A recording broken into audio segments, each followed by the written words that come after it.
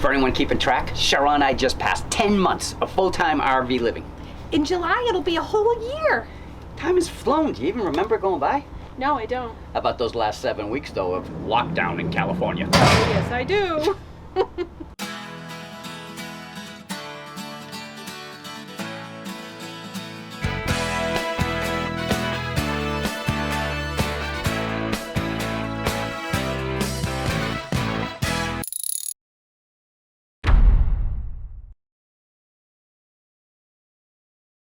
Hey everyone, we figured we would pick up where we left off on our last RV full-time living status update.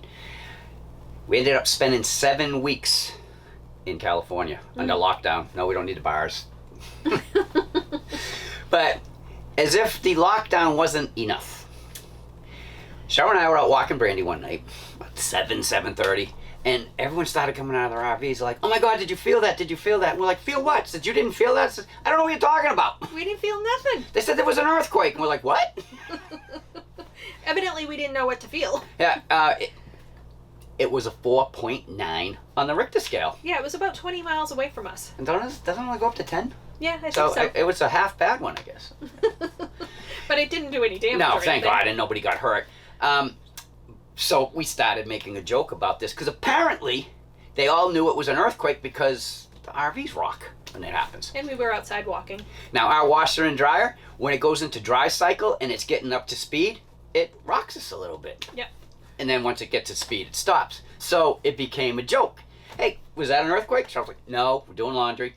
And one time I asked her, so was that an earthquake? Maybe. She's like, I'm like, what? She said, I'm not doing laundry. So I'm listening, I'm looking down. She's not doing laundry. I was like, we just had our first earthquake. Yeah, it we was did a little it together. bit. It was a little bit longer than the washing machine shakes. Just a tad. Cheryl ended up downloading an app on her phone because, there's an app for everything. Earthquake app. Apparently, we had a 3.5 Yes. earthquake. So that was just crazy. But you know what? It's a first for the two of us. Another first. That's the first. There we go. We celebrate the weirdest things. Now, if that wasn't enough, Cheryl has an app on her phone for the weather. Now, it's like severe storm coming, could be hail, high winds, whatever. Yeah. Because we've pretty much experienced it all since we left New England. One came through and it said extreme temperatures. Extreme heat. 9 days. 100 plus. The Jeep actually recorded 112 one day. And I'll tell you, hot is hot. But after the 9 days, cold front came through. For 2 days it was 98, then it went right back up over 100. That was nuts. Woohoo! Yeah. Something about heat that I did not know. Well, actually, before we get to that, we had to go out to Walmart because we needed food. So it was hot and we wanted to make sure that Miss Brandolin was comfy and secure in here. So I was setting up the Brandy cam. Yes, we have security cams in here and a couple of them are specifically for Brandy. What I do is I put a thermometer in front of the Brandy cam so I can see her and I can see the temperature within the RV. That way if it gets too warm or if the power goes out, we can hear things, her radio's going. Yep. We keep checking on her just to make sure that she is safe. So while Cheryl was doing all that, I figured I'd go out and I'd get the Jeep started, get the air conditioner going. So it would be nice and cool when she got in it. I get out there, turn it to start, nothing. I'm like, uh-oh. So tried again, nothing. Checked a couple of things, nothing. Got the voltmeter, checked the battery, 10.9 volts. That's not a good sign. Nope. We just used it a couple of days ago and it's only 3 years old. So we called Mike, asked him if he could come over and give us a jump. Because we didn't park close to the RV. I forgot. You gotta understand, no one could come into the campground. Only the people that were there could stay. So as people left, people started spreading out. We were parked in the site next to ours. So Mike comes over, we jump the Jeep, it's running. So we go and take off to Walmart, get out on I-10, run it down, go to Walmart. But when we got there, people were standing outside in line. It was 100 degrees. There must have been 20 or 30 of them, and they were standing in the sun. Yeah, that just wasn't going to work for us. So we figured we'd get back on I-10 and head west to the next Walmart because it would give the battery a chance to get a little bit more juice. So we got down to the next one, drove across the front. They weren't doing that. So Cheryl said, you should park under a tree, get a little bit of shade for changing the battery. So we go into Walmart, we do all our shopping, we go down to look at the batteries. And at $150 for a battery for the Jeep. Granted, it's got more amp power than the one that was in it, but still I thought that was rather pricey. But it was the only one they had. So, we couldn't take the chance, so we bought that too. But as we were coming out, you could just feel that sun. I told Cheryl, I said, you know what, I'm going to wait till it cools down a little bit tonight to change over the battery. So I said, why don't you just try to start it before we put all the groceries in? I thought it would be fine. I was wrong. Yeah, it just, nothing. So Cheryl ended up putting all the groceries in the back while I switched out the battery in the Jeep. Now, I was a little shocked, so I started researching, because 3 years, I didn't think, the battery should have died. But it actually, the research I found said after 3 years in extreme heat can actually start to deteriorate the battery. Mm-hmm. And the funny thing is, we started telling our story around the campground. There was at least 5 other people who lost their batteries during that hot wave. Yeah, hot wave. So, what's done is done. I thought there was a parasitic draw, so, because we didn't use the Jeep again for about a week, so I went out, a couple of times and just checked the battery, make sure it wasn't 3 times a day. OCD was killing me, I guess. Anyway, speaking of the heat, let's talk about Miss Brandolin in the heat. Because she doesn't like the heat. No. She's just like me. Yep. And when you are talking that kind of heat and sunlight, when you're in the campground, you have to schedule your times to walk her, otherwise she'll burn her little pads on the bottom of her paws. So we already said she doesn't like it, and we would come back from walks and it would just be like she was dying. So we ended up trying something. We got one of these. A pet pool. Yeah, she absolutely loves this pool. What we ended up doing was we were zigzagging the park because hiking trails had not opened yet, and so we started doing it. We'd only go so far one way so that we could come back and stop by the pool so she could do what she does in it, lay down and cool herself off, and then we'd go the other way and come back.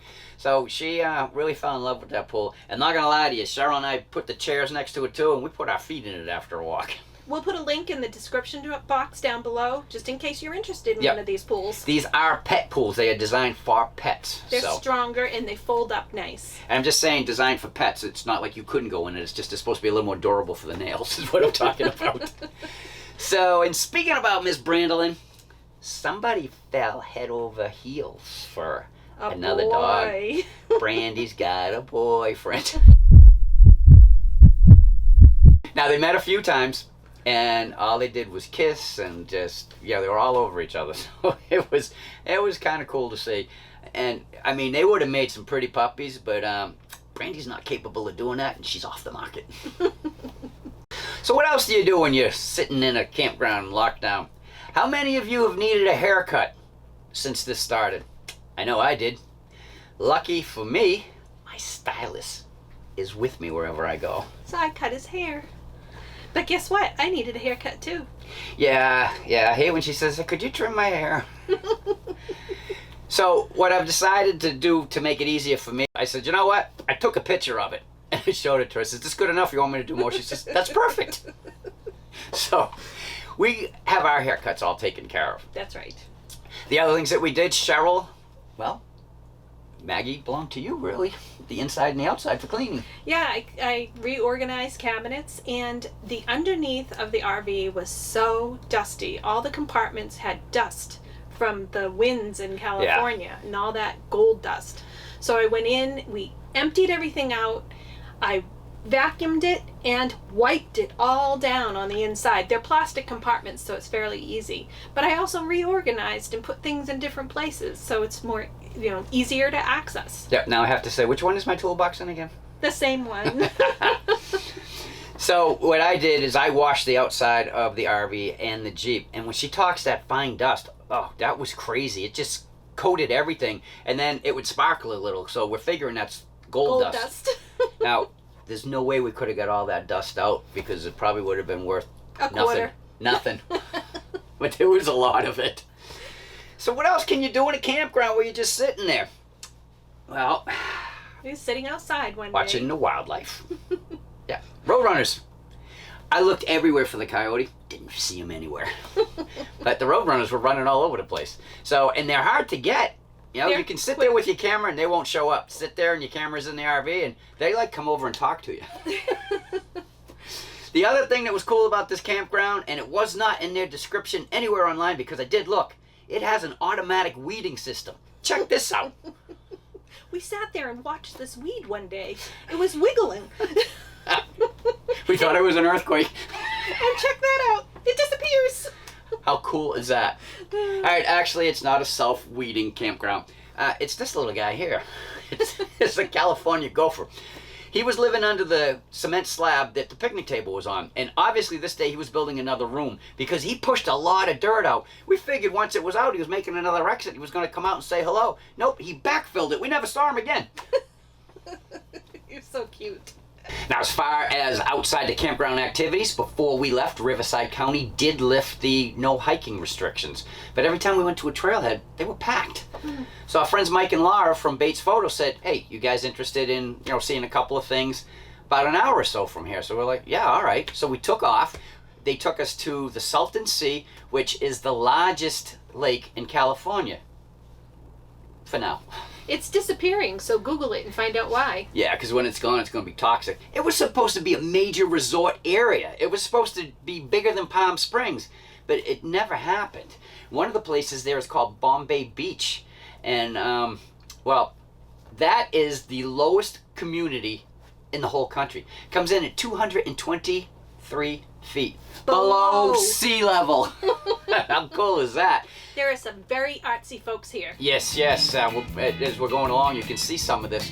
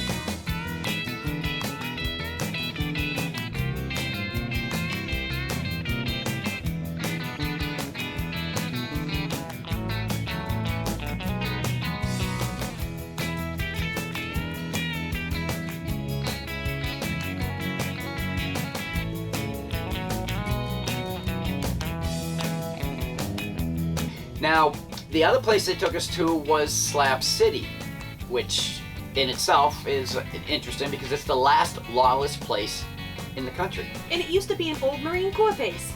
Yep, go Marines.